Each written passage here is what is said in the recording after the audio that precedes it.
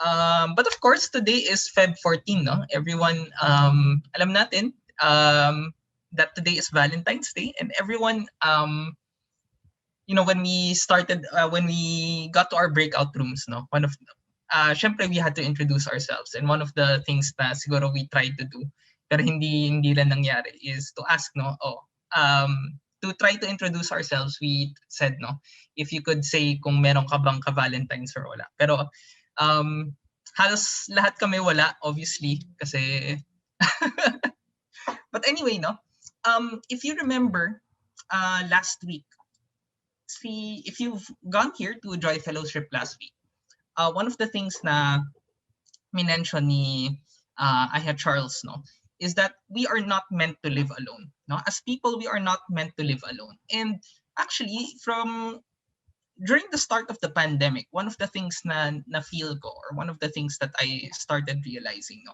kasi hindi naman agad-agad nagka-Joy Fellowship nung after ng pandemic, no. So one of the things I felt is eto, no. So this is what it feels like not having a group that I can meet every week, no.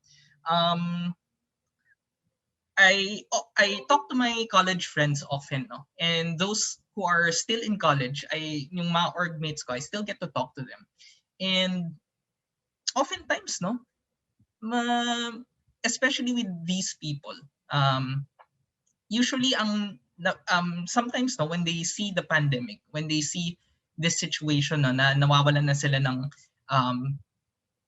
when that lack of their social life suddenly vanishes, medyo it's hard for them to cope, no. And personally, ever since I was a kid, and siguro some of you, every week sanay na kayo na, oh, you go to Sunday school every week, no.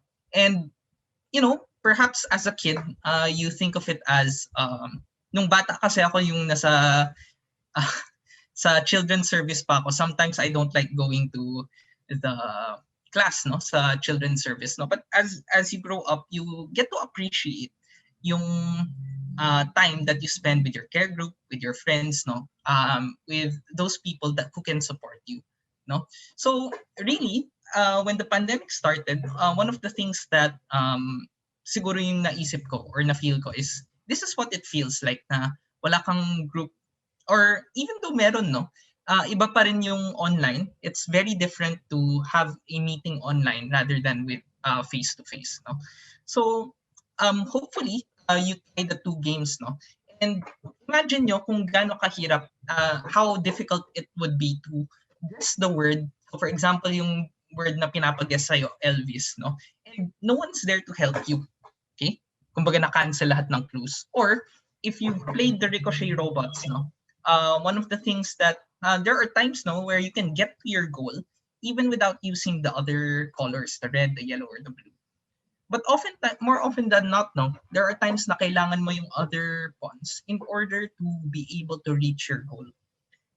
So actually, this tayo, no, as people, it's really very important to have that social aspect, even if sabihin natin very, very introverted ka, no.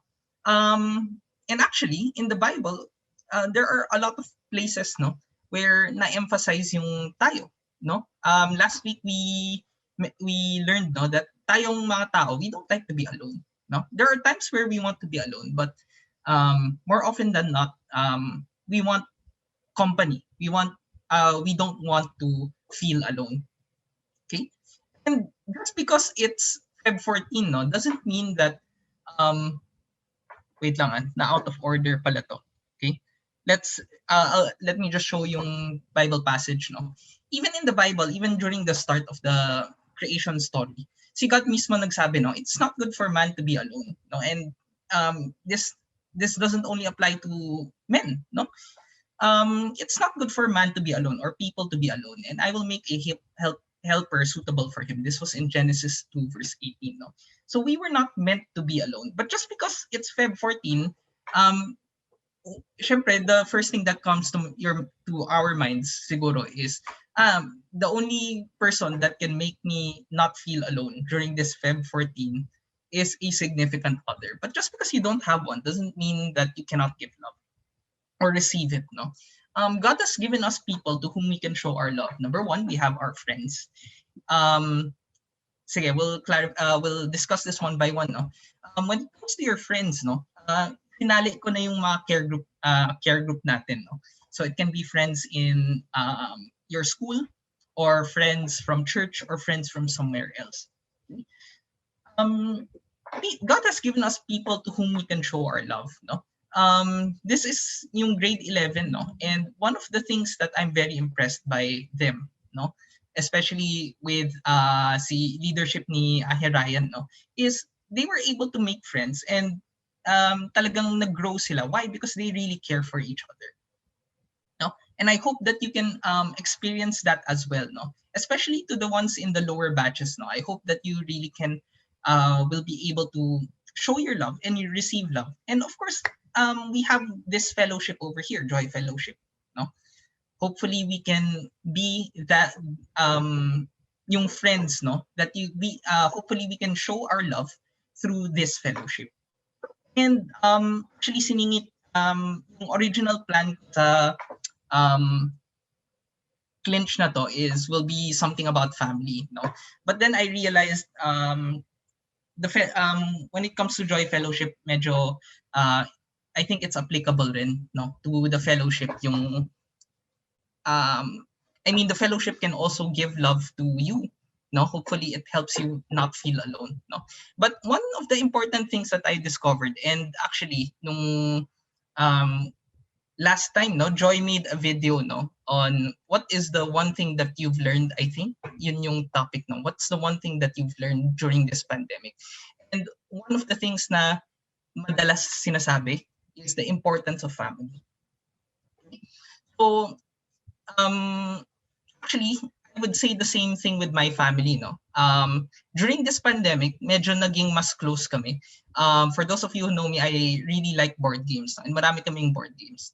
And one of the things that we started to do, no, in the family was to be able to play games together. So, and you, hindi to, this is something that's weird, kasi very traditional yung family namin. My dad and my mom, the concept of game siguro yung unang naisip nila when they think of a game is Monopoly, no, ganun ka luma, no. But then they were able to, because of the pandemic, no, mas marami na kaming time to be able to spend together. But you know, it's still very important to have that initiative to actually spend time with each other, no. So it's part of the discussion questions mamaya, no. So one of the things that I would like to ask is, do you guys still spend time with your family, no? So instead of focusing on syempre yung hinahanap nyo si the one, how are you still spending time, no, with your family? Because I believe that's very important, no. These are relationships in our life that's really very important. And as itong concept, no, of giving love to other people, this is not new, no. Especially this is one of the Bible verses that we are learning right now in Joy Fellowship, no, since February nga. So God has given us people to whom we can show love, and this is actually a command from God, no? In John chapter 13, 34 to 35, we actually already read this a while ago. It says here that a new command, this is Jesus talking, a new command I give to you, love one another as I love you. So you must love one another, and by this everyone will know that you are my disciples if you love one another. So this is the one thing that's supposed to be different from us, no? Na this is the one defining thing about a Christian. It's how we love each other. Hindi lang yung, again, no, hindi lang yung significant other, it's how we love other people as well. But of course, merong problema, no. It's not as easy to show our love to other people. And one of the things that I can suggest, no, and ito na lang yung siguro pinaka takeaway, hopefully this is your takeaway from this, no, is intentional communication is very important, no.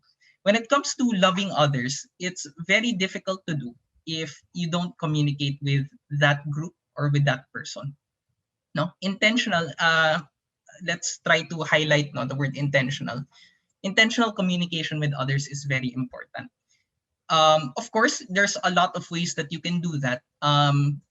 Personally, the way I show people na I'm trying to communicate with you and I'm trying to spend time with you is through board games, no? But of course, you can do it in many other ways, no? But paano ko nasabi that communication is very important for the relationship? Well, if you pag tinignan mo yung mga commercial ng Jollibee ngayon, one of the things na ine-emphasize sa mga commercials na yun, kung alam nyo, no, yung mga Valentine series commercials ng Jollibee, one of the things na na-emphasize is ang hirap, it's very difficult to form relationships right now because of the physical distance and because hindi kayo nakakapag-usap ng very often, no? But of course, with our technology right now, and of course yung family nyo nandyan lang rin, why don't we take this chance, no, to be able to really intentionally communicate with them, no? It doesn't have to be through games, although these are available resources, so baka pwede nyong gamitin, no? And this is very important because even Jesus himself, no, through this Bible verse, if you see Mark chapter 1 verse 35, makita nyo na may habit si Jesus, no, that this is Mark chapter 1 verse 35. It says here, very early in the morning, while it was still dark, Jesus got up, left the house, and went off to a solitary place where he prayed, no? You see, even Jesus, to keep his relationship, no, or he was intentionally communicating with God talaga, na he would really get up early in the morning just to communicate with God through prayer, no? So I hope, no, hindi lang tayo, especially this February, no, hindi lang tayo magfo-focus on looking for the one to love, because there's a lot of people that definitely there's a lot of people who you can give and give love to and get love from, no? And I hope that you will be able to see those opportunities to be able to give and receive love. Okay, so for the breakout discussions, I've sent it to Jere Hiako. I hope that you can get to discuss all these, no, with your care group later on. Okay, so yun lang for today. I hope that you've enjoyed the games and perhaps you can try to share it then with your family and with your friends, no. So that's all